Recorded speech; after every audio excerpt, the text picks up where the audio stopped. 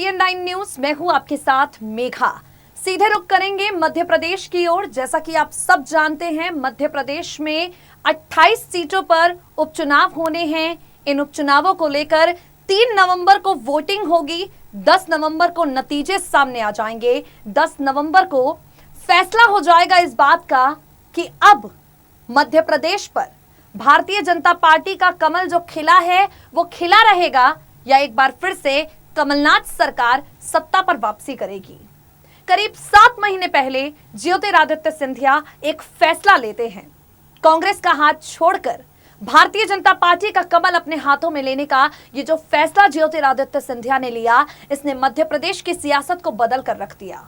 सिंधिया खुद बीजेपी की सदस्यता लेते हैं और उनके पीछे पीछे 22 समर्थक विधायक अपनी विधायकी से इस्तीफा देते हैं, कांग्रेस से इस्तीफा देते हैं, भारतीय जनता पार्टी में शामिल होती हैं, जिसके नतीजे के तौर पर कमलनाथ सरकार गिर जाती है और शिवराज सिंह चौहान मुख्यमंत्री पद की शपथ लेते हैं। होली के बाद से लेकर अब तक अगर मध्य प्रदेश की राजनीति पर नजर डालें और जो भी वाक्य वहां पर हुए हैं, आरोप प्रत्यारोप का जो दौर चला है, उस पर नजर डालें, उसका आकलन करें, तो ये बात साफ साबित होती है। साफ तौर पर इसे समझा जा सकता है कि उपचुनाव के नतीजे किसी भी पार्टी के पक्ष में हो सकते हैं। कई सीटें ऐसी हैं जहां पर अब मुकाबला त्रिकोणीय हो गया है। कई सीटें ऐसी हैं जहां Congress versus BJP versus BSP भी है, यानी उपचुनावों का गणित पूरी तरह से बदल चुका है। ज्योतिरादित्य सिंधिया की साख दांव पर लगी है। ज्योतिरादित्य सिंधिया और उनके समर्थक जो तब से लेकर अब तक एक सुर में यही कह रहे हैं कि सिंधिया थे तो कमलनाथ सरकार 15 महीने पहले सत्ता में आई। अगर सिंधिया नहीं होते तो कांग्रेस विधानसभा चुनाव कभी जीतती ही नहीं। और कांग्रेस कह रही है कि लोगों ने, जनता ने सिंधिया के चेहरे पर नहीं, सिंधिया की अंग्रेजी भाषा पर नहीं, बल्कि कमलनाथ, दिग्विजय सिंह और कांग्रेस पार्टी के तमाम बड़े नेताओं के काम को देखकर वोट दिया है। अब ऐसी परिस्थितियों के बीच में दल बदली राजनीति भी दिखाई पड़ रही है। मतलब तब से लेकर अब तक कांग्रेस पार्टी के नेता हैं जो भाजपाई हो रहे हैं। भारतीय जनता पार्टी के कई नेता हैं, प्रेमचंद गुड्डू जैसे, जो टिकट ना मिलने से, ज्योतिरादित्य सिंधिया के भाजपाई होने से, बीजेपी में सिंधिया समर्थकों को तवज्जो दिए जाने से खफा हैं और बीजेपी छोड़कर कांग्रेस में शामिल हो रहे हैं। इसी दल बदली राजनीति पर एक बड़ी खबर आई है। कांग्रेस के 3 बड़े नेताओं ने, पार्टी के मध्य प्रदेश में 3 बड़े चेहरों ने ज्योतिरादित्य सिंधिया के समक्ष भारतीय जनता पार्टी की सदस्यता ली है। एक तरफ स्टार प्रचारकों की लिस्ट सामने आ गई है भारतीय जनता पार्टी की ओर से, दूसरी तरफ कांग्रेस सचिन पायलट, प्रियंका गांधी वाड्रा जैसे बड़े चेहरों को सिंधिया के खिलाफ, सिंधिया के गढ़ में ग्वालियर चंबल संभाग के भीतर आने वाली 16 विधानसभा सीटों पर उतारने की तैयारी में है। ग्वालियर चंबल संभाग में गुज्जर वोटर्स को लुभाने के लिए, युवा वोटर्स को लुभाने के लिए सिंधिया के खिलाफ सचिन पायलट आएंगे। प्रियंका गांधी वाड्रा ज्योतिरादित्य सिंधिया द्वारा उठाए गए तमाम सवालों का जवाब पहली बार देंगी जनता के सामने। और वहां दूसरी तरफ कांग्रेस को अंदर से खोखला करने की पूरी तैयारी में ज्योतिरादित्य सिंधिया लग गए हैं। मध्य प्रदेश पर 28 विधानसभा सीटों पर वोटिंग से पहले एक रिपोर्ट हमने तैयार की है। इसे देखकर, इसे पढ़कर आप समझ पाएंगे कि उपचुनाव में जीत का दावा करना एक अलग बात है और जमीनी हकीकत एक अलग बात है। इस रिपोर्ट को देखकर आप समझ पाएंगे कि कैसे दोनों ही दलों ने अपनी ताकत झोंक दी है। ये दोनों ही दल उपचुनाव में जीत हासिल करने के लिए एड़ी चोटी का जोर लगाने पर लग गए हैं। वो 3 नेता कौन हैं जो अब ज्योतिरादित्य सिंधिया के साथ हो गए हैं? वो 3 बड़े नेता कौन हैं जिनके भाजपाई हो जाने से उपचुनाव से पहले कांग्रेस को झटका लगा है? और कैसे सचिन पायलट वर्सेस ज्योतिरादित्य सिंधिया का ये घमासान दोनों ही पार्टियों का कैलकुलेशन थोड़ा बिगाड़ सकता है? क्या है पूरा आकलन, क्या है पूरी जानकारी, देखिए जरा। मध्य प्रदेश उपचुनाव में भारतीय जनता पार्टी और कांग्रेस दोनों ही दल अपनी जीत सुनिश्चित करवाने के लिए एड़ी चोटी का जोर लगाने में लगे हैं। भारतीय जनता पार्टी और कांग्रेस अपने अपने प्रत्याशियों की जीत सुनिश्चित करने के लिए स्टार प्रचारकों को मैदान में उतार रहे हैं। इन्हीं सब के बीच बीते दिनों ये खबर सामने आई कि सचिन पायलट कांग्रेस के स्टार प्रचारक बनेंगे। ज्योतिरादित्य सिंधिया के गढ़ में सिंधिया की लहर को टक्कर देंगे। सचिन पायलट मध्य प्रदेश की ओर रुख करेंगे।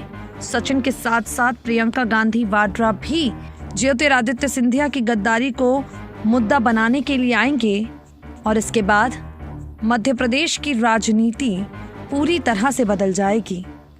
ऐसी तमाम खबरों के बीच में जैसा कि आप सब जानते हैं, आरोप प्रत्यारोप का दौर दोनों ही दलों की ओर से जारी है। 3 नवंबर को मतदान और 10 को 28 सीटों पर उपचुनावों के परिणाम आएंगे, लेकिन इससे पहले मध्य प्रदेश में दल बदली का सिलसिला तेजी से चल रहा है। सिंधिया वर्सेस सचिन पायलट और प्रियंका गांधी वाड्रा को लेकर जनता के बीच उत्सुकता है और यहां राजनीतिक दलों में दल बदली की सियासत दिखाई पड़ रही है। हाल ही में कांग्रेस के प्रदेश महासचिव डॉक्टर NP पटेल बीजेपी में शामिल हुए और अब कांग्रेस के पिछड़ा वर्ग प्रकोष्ठ के प्रदेश महासचिव वरिष्ठ नेता राजेंद्र गुज्जर ने भारतीय जनता पार्टी का दामन थाम लिया है। उपचुनाव से पहले मध्य प्रदेश में तोड़फोड़ का सिलसिला तेजी से चल रहा है। आए दिन नेता बीजेपी से कांग्रेस और कांग्रेस से बीजेपी में जा रहे हैं। हालांकि भारतीय जनता पार्टी छोड़कर कांग्रेस में शामिल होने वाले नेताओं की संख्या काफी कम है, लेकिन कांग्रेस में नेताओं के टूटने का सिलसिला तेजी से चल रहा है। उपचुनाव से करीब 3 हफ्ते पहले कांग्रेस को बड़ा झटका लगा है। पिछड़ा वर्ग प्रकोष्ठ के प्रदेश महासचिव वरिष्ठ नेता राजेंद्र गुज्जर भारतीय जनता पार्टी में शामिल हो गए। ज्योतिरादित्य सिंधिया के समक्ष बीजेपी की सदस्यता राजेंद्र गुज्जर ने ग्रहण की। ग्वालियर कांग्रेस के पूर्व प्रवक्ता पंकज शर्मा व किसान कांग्रेस के प्रदेश महामंत्री रमेश चंद्र शर्मा ने दिल्ली पहुंचकर ज्योतिरादित्य सिंधिया के सामने भारतीय जनता पार्टी का दामन थामा। शिवराज सरकार में कैबिनेट मंत्री तुलसी सिलावट ने सभी नेताओं का स्वागत किया। ट्वीट करके तुलसी सिलावट लिखते हैं, पूरे देश का विश्वास भाजपा के साथ। आज कांग्रेस के पिछड़ा वर्ग प्रकोष्ठ के प्रदेश महासचिव वरिष्ठ नेता राजेंद्र गुज्जर जी ने भारतीय जनता पार्टी के सांसद ज्योतिरादित्य सिंधिया के समक्ष बीजेपी की सदस्यता ली। राष्ट्रवाद की मुख्य धारा में आपका अभिनंदन है राजेंद्र जी। कांग्रेस के पिछड़ा वर्ग के प्रदेश महासचिव भिंड जिला इकाई के उपाध्यक्ष राजेंद्र गुज्जर ने प्रदेश अध्यक्ष कमलनाथ को इस्तीफा लिखा और इस्तीफे में कहा, राज्य के उपचुनाव में टिकट वितरण में कांग्रेस ने पिछड़े वर्ग एवं गुज्जर समाज की उपेक्षा की। इस वर्ग के लोगों में रोष और असंतोष है। इसको देखते हुए दोनों पदों से मैं इस्तीफा देता हूं। गुज्जर भिंड के मेहगांव विधानसभा क्षेत्र से कांग्रेस के टिकट के बड़े दावेदार थे। उन्होंने साल 2018 में फूल सिंह बरैया की पार्टी से विधानसभा का चुनाव लड़ा, 20,000 से ज्यादा वोट पाए। उसके बाद लोकसभा चुनाव के दौरान सिंधिया के समर्थन में कांग्रेस का दामन थामा और अब सिंधिया की मौजूदगी में ही भारतीय जनता पार्टी में शामिल हो गए हैं। आपको बता दें, मध्य प्रदेश की राजनीति कुछ इसी तरह से दिखाई पड़ रही है।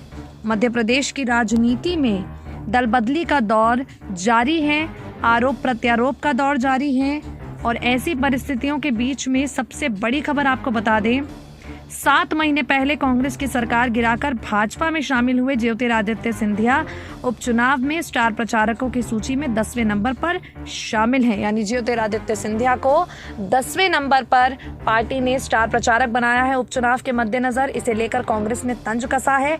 पार्टी का कहना है, मतलब निगलने पर अब भारतीय जनता पार्टी ने सिंधिया को भी दरकिनार कर दिया। कांग्रेस प्रवक्ता नरेंद्र सलूजा ने कहा, भाजपा के स्टार प्रचारकों की सूची में सिंधिया का एक भी समर्थक शामिल नहीं। खुद ज्योतिरादित्य सिंधिया का नाम 10वें नंबर पर कई डिजिटल रथ से गायब थे। कांग्रेस में चुनाव अभियान समिति के प्रमुख थे। क्या हालत हो गई भाजपा में।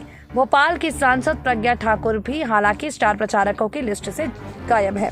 आपको बता दें, स्टार प्रचारकों की लिस्ट में विष्णु दत्त शर्मा, शिवराज सिंह चौहान, दुष्यंत कुमार गौतम, विनय सहस्त्रबुद्धे, नरेंद्र सिंह तोमर, थावरचंद गहलोत, कैलाश विजयवर्गीय, धर्मेंद्र प्रधान, सुश्री उमा भारती, ज्योतिरादित्य सिंधिया, प्रहलाद पटेल, फग्गन सिंह, प्रभात झा, नंद कुमार सिंह चौहान, राकेश सिंह जैसे कई बड़े नेता शामिल हैं। इस बारे में कांग्रेस के मीडिया उपाध्यक्ष भूपेंद्र गुप्ता ने भारतीय जनता पार्टी से सवाल किया है, क्या मोदी जी अपनी अपील खो चुके हैं? मध्य प्रदेश की भाजपा ने मोदी जी को स्टार प्रचारक क्यों नहीं माना? इसी तरह भाजपा किसी हीरे को कांग्रेस में तलाश कर लाई थी, जिसका मुख्यमंत्री जी रोज झुक झुक कर मंच से सजदा करते हैं। सिंधिया नहीं होते तो मेरी सरकार नहीं बनती। आज सिंधिया को भी सूची में आखिरी में डाल दिया। ऐसा लगता है भाजपा के सारे स्टार अपनी आभा खो चुके हैं। कांग्रेस तो पहले से ही जानती थी भाजपा का काम उपयोग करो और फेंको है। लगता है सिंधिया का उपयोग पूरा हो चुका है।